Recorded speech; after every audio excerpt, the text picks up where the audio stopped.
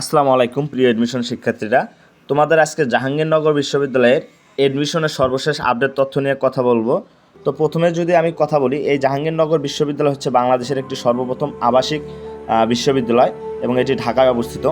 তো জাহাঙ্গীরনগর বিশ্ববিদ্যালয়ের ভর্তি পরীক্ষার যে শুরু হবে সেটা হচ্ছে 21শে ডিসেম্বর এবং হচ্ছে কীভাবে ভর্তি পরীক্ষা হয়।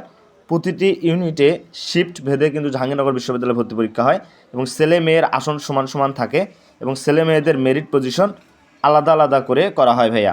সো তোমরা জাহাঙ্গীরনগর বিশ্ববিদ্যালয়ের যদি একটু ভালোভাবে প্রিপারেশন নাও তাহলে কিন্তু চান্স পাবা।